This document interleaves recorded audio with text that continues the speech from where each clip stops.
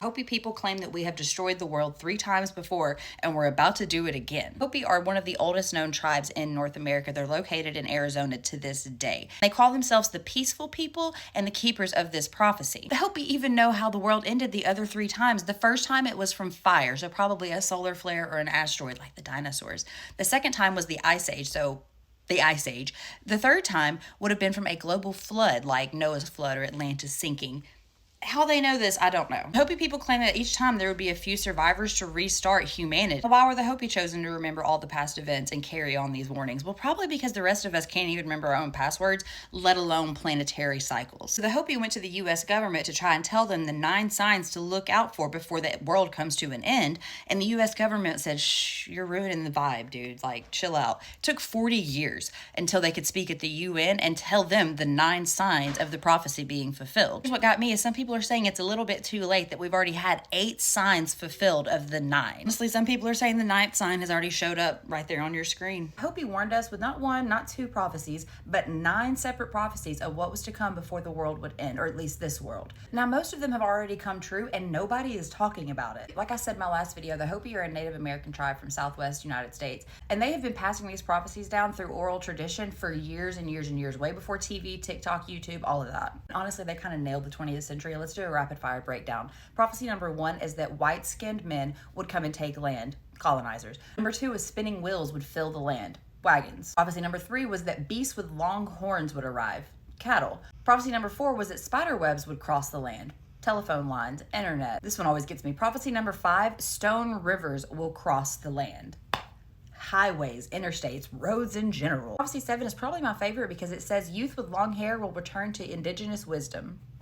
That's beautiful. Now, the last 2 prophecies are way too complicated for me to do a rapid fire breakdown. We're gonna have to get into those another time because people say that we might be living through them right now. The Hopi Nation laid out 9 prophecies that would signal a global reset. Most of them have already happened. Let's recap the first 7. Number 1, white-skinned people would take the land, colonizers. Number 2, spinning wheels would fill the land, wagons, cars. Number 3, longhorned beast would fill the land, cattle. Number 4, the land is crisscrossed by a spider web, so internet, telephone lines. Number 5 is rivers of stone will cross the land, roadways, highways. Number 6 is the sea turns black and kills life, oil spills. Number 7 is the youth with long hair return to indigenous ways. My favorite. That brings us to prophecy number 8. A dwelling in the heavens will fall to the earth with a great crash. Now, some people say this has already happened, like Skylab or Columbia, or maybe it hasn't happened at all yet. Think about how many sky dwellings there are nowadays with all the satellites up there between Skylink and ISS. There's a lot. And that brings us to prophecy number 9, which some say should not have been shared at all. There was an elder in the Hopi Nation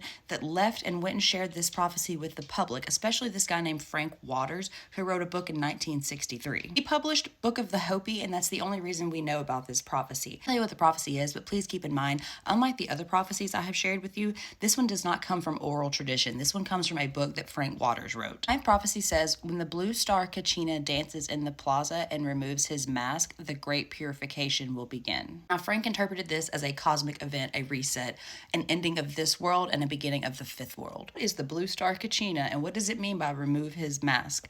We'll have to get into that another time. The Hopis warned us about world-ending cycles, and then in 1963, a man said the exact same thing, but the CIA shut his ass down. Why'd they do that? So you already know that the Hopi believe that we are in the 4th world right now, and that the blue star Kachina dancing in the plaza will signal the end of this 4th world. Fire, floods, imbalance. It's already happened before and it will happen again. But here's the part that most people miss. In the 1960s, a guy named Chan Thomas wrote a book called The Adam and Eve Story, and it talks about how the earth will reset itself every 6,500 years through sudden pole shifts. These sudden pole shifts will cause floods, earthquakes, freezing, wiping out entire civilizations. And he said it's happened 3 times before. Does that sound familiar? Prophecies matching up really isn't the weirdest part. The weirdest part is the CIA classifying the Adam and Eve story for decades. It's a book about the earth doing backflips, but it was too dangerous for the public. Why? And then when they did release it, they released a sanitized version of it. Remember, the Hopi Nation quite literally went to the United States government to tell them about these prophecies, and they shut them down. They suppressed them, just like they did Chan Thomas in this book. I have talked about the Adam and Eve story a little bit on here, but if y'all want to hear more about how it matches with the Hopi prophecy, just let me know.